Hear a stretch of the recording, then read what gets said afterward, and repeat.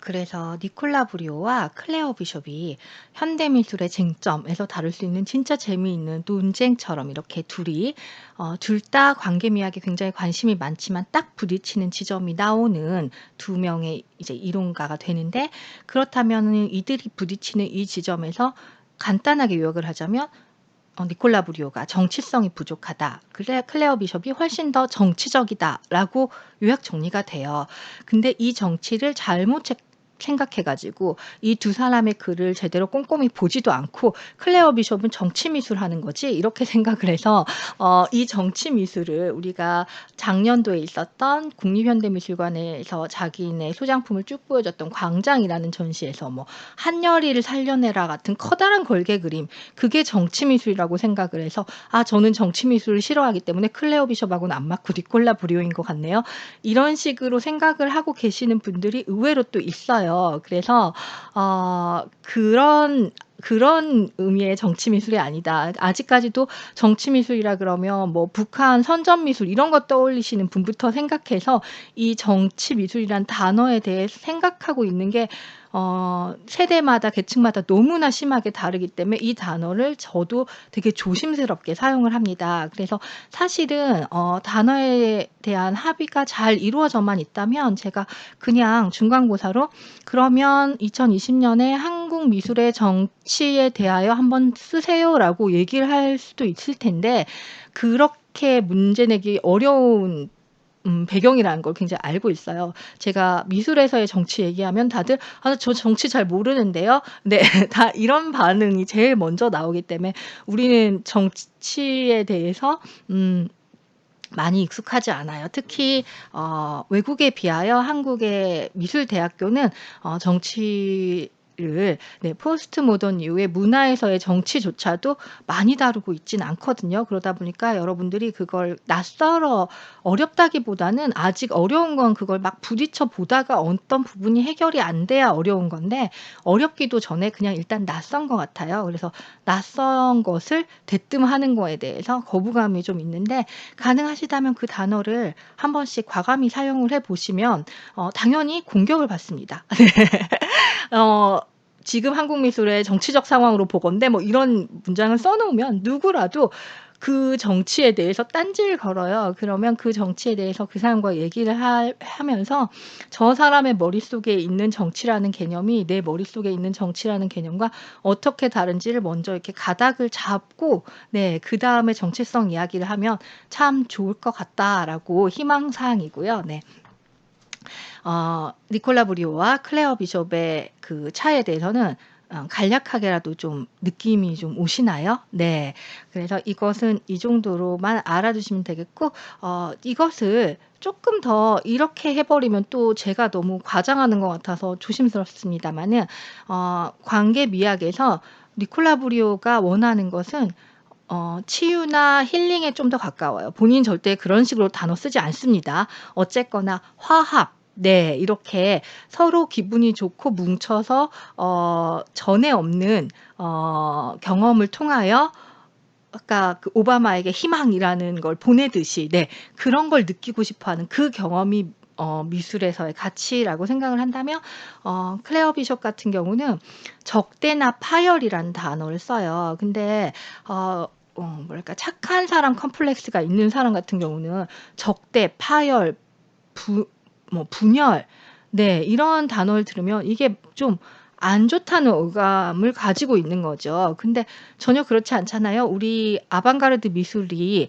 계속 해 왔던 건 뭐예요? 너무나 고리타분했던 세상의 상식에 계속 반기를 들고, 그 모든 사람이 맞다고 할 때 아니라고 말할 수 있는 그 사람이 예술가여야 되는, 네, 그러한 아방가르드 정신이 분명히 존재하죠. 네, 그런 입장에서 보면은 그게 필요하다는 거예요. 네. 클레어 비숍이 말하는 정치라는 것은 어떤 정치적인 목표를 딱 정해 놓고 뭐 예를 들면은 뭐 어 "동물 학대를 하지 말자." 네. "동물 학대는 너무 안 좋다. 동물 학대를 해서는 안 된다."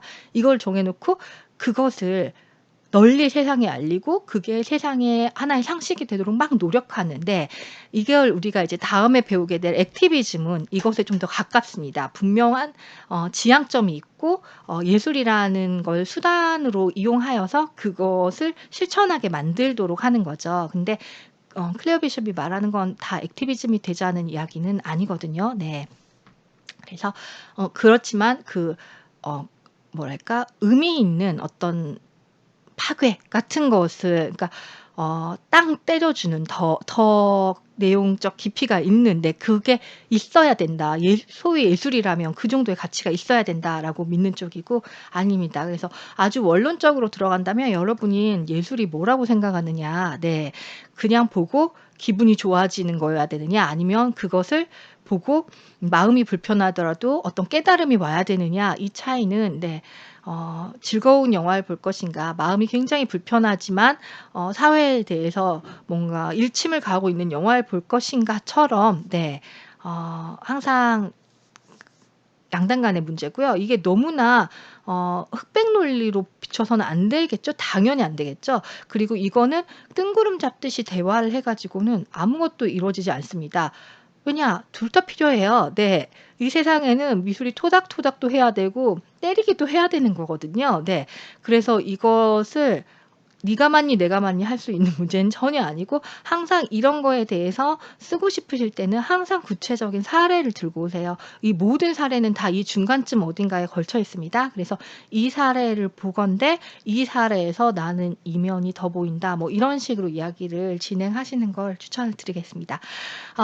오늘은 제가 책을 막 열심히 힘들게 꼼꼼히 안 하겠다고 이미 말씀을 드려서 이제 좀 편안하게 제가 그냥 기억나는 참여 미술, 네, 들에 대해서 좀 이야기를 해 드리고 싶어요. 그중에서도 아까 말씀드린 사탕을 가져가는 거라든가 아니면은 대뜸 누군가 와서 말을 거는 이런 거는 불특정 다수의 아주 많은 관객들이 참여할 수 있는 그런 미술이잖아요. 그거 외에 관객이 쪼끔 더 적극적으로 참여를 해야 되고 쪼끔 더 부담을 갖고 참여를 해야만 되는 다소 일대일적인 작품들이 있거든요. 이것에 대해서 좀 말씀을 드리겠습니다. 첫 번째로 말씀드릴 작가는 마리나 아브라모비치라는 작가예요. 네. 이름에서 동유럽 출신 어감 좀 느껴지세요? 네. 워낙 인기가 있고 유명한 작가라서 한국에서도 이 작가의 작업이 이런저런 그룹전에 조금씩 많이 소개가 됐었는데, 실제로 이 작가에 대해서 정확히 인지가 있지 않으면 잘 기억을 못 하잖아요. 이 작가의 같은 작품이었는지. 네. 이 작가에 대해서 가장 유명한 장면은 바로 이겁니다. 이건 좀 많이 봐서 알고 계시지 않으세요? 네. 2010 년도에 뉴욕 모마에서 있었던 퍼포먼스, 관객 참여형 퍼포먼스였고, 아까 그 장면은 아마도 최근 1-20 년간의 가장 레전드가 될 만한 미술의 사건 장면으로 남아 있을 텐데요.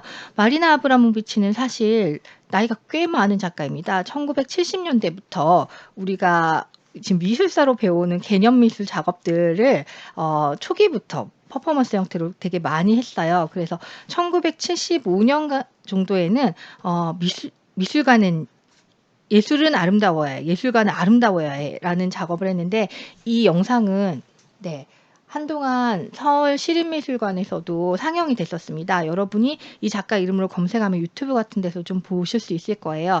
네, 빗을 들고 막 머리를 빗으면서, 네, 잠깐 예뻐야 된다 막 이러면서 막 좀 미친 듯이 행동하는 그런 작업이었고요. 또 하나는 이제 또 유명한 거 하나는 율라이라고는 이름을 가진 자기 남자친구하고 둘이 같이 한 퍼포먼스가 되게 많은데, 네, 이런 식으로 이것도 이제 이미 관객 참여가 시작이 되죠. 네, 그래서 남자와 여자가 나체로 서 있고 작가가 그 사이를 관객이 앞으로든 뒤로든 통과를 해야만 이제 전시장에 들어갈 수 있게 한 네 그런 퍼포먼스였습니다. 그래서 내가 여성일 경우에 남자 쪽으로 앞으로 갈까 여자 쪽으로 앞으로 갈까부터 정해서 관객이 이렇게 참여를 해야 되는 그런 형태인데요. 느끼셨겠지만 자기 몸을 굉장히 신체를 많이 이용하고 그리고 그 자기의 신체적 현존을 관객과 공유를 시키는 그런 코드로 꾸준히 작업을 합니다. 그래서 우리가 니콜라 브리오가 관객미학이나 관객 참여에 대해서 적극적으로 이야기를 하게 되는 것은 90년대지만 이미 70년대부터 많은 작가들이 이걸 해왔고 70년대부터 꾸준히 어떤 작가로서의 정확한 가치관을 가지고 해오던 작가들이 관객 참여를 더욱 적극적으로 해주기 때문에 그게 또 더욱 의미가 있는 것 같아요. 그러니까 누가 하냐도 되게 중요하잖아요. 네, 그런 맥락에서 미술사에서 이미 그럴 만한 기반을 갖춰 오다가 해야 의미가 있는 것이지 느닷없이 생뚱맞게 누군가가 대뜸 네, 그런 사람들과 또 꾸준히 해온 사람들이 함께 힘을 받아가면서 네 하나로 정착이 되는 것 같습니다. 그래서 2010년도에 마리나 아브라모비치는 이미 60살을 넘은 할머니신데 네 그분은 이제 이때부터는 관객과 작가 몸이 1대1로 만나는 걸 되게 중요하게 여겼어요. 그래서 이 퍼포먼스는 정말 아주 단순한 게 작가가 의자에 앉아 있고 테이블 건너편에 빈 의자가 있어요. 그래서 그 누구라도 신청을 해서 줄을 서서 기다리면 네, 요런 식으로 네 그냥 앉을 수가 있는 겁니다. 그리고 아무런 규제가 없어요. 앉고 나면은 자기가 있고 싶은 만큼 그 자리에 있어도 돼요. 그래서 어떤 사람은 10초만 앉았다가 비키기도 하고 어떤 사람은 뒤에 줄 서서 기다리는 사람들의 원성이 자자함에도 불구하고 1시간을 앉아 있기도 하고 이건 자기 마음이에요. 그런데 절대 작가에게 말을 걸거나 만지지 않고 그냥 앉아서 서로 눈빛만 공유하는 겁니다. 약간의 허세가 들어 있을 수도 있습니다. 왜냐하면 이 경험 자체는 사실 우리도 하면 할 수 있어요. 제가 수업 시간이었으면은 지금 하자 이랬을 거예요. 그래서 아무것도 아니잖아요. 네. 이렇게 책상 하나에 의자 2개만 있으면 하는 세팅이니까. 그래서 우리 반 학생들이 전부 다 서로를 쳐다보는 거죠. 그냥 이렇게 빤히. 네. 눈싸움 하듯이. 네. 우리 그런 일을 평상시에 자주 하지 않기 때문에 누군가 빤히 쳐다보면 눈을 피하죠. 네. 그러기 때문에 이 경험만으로도 되게 강렬한 느낌을 가질 수가 있을 겁니다. 그래서 이 관객 참여는 뉴욕에선 정말 잘 됐어요. 사람들이 줄을 서다가 앞 사람이 빨리빨리 안 끝내줘서 못 가고 네. 그래서 그냥 그날 끝나고 작가는 왜냐면 하루에 서너 시간밖에 정해진 시간만 와서 하기 때문에 그랬는데 한국에서 만약에 이 작업을 한다 그러면 MMCA에서 서울관에서 이걸 똑같이 한다고 하면 사람들의 참여가 얼마나 될까요? 해 보기 전에는 모를 일이긴 합니다만 사람들이 저 작가 앞에 저기 잠깐 앉고 싶어서 저렇게 줄을 서서 기다려서 저 퍼포먼스에 적극적으로 참여를 할 것인가 그것도 좀 궁금한 부분이고요.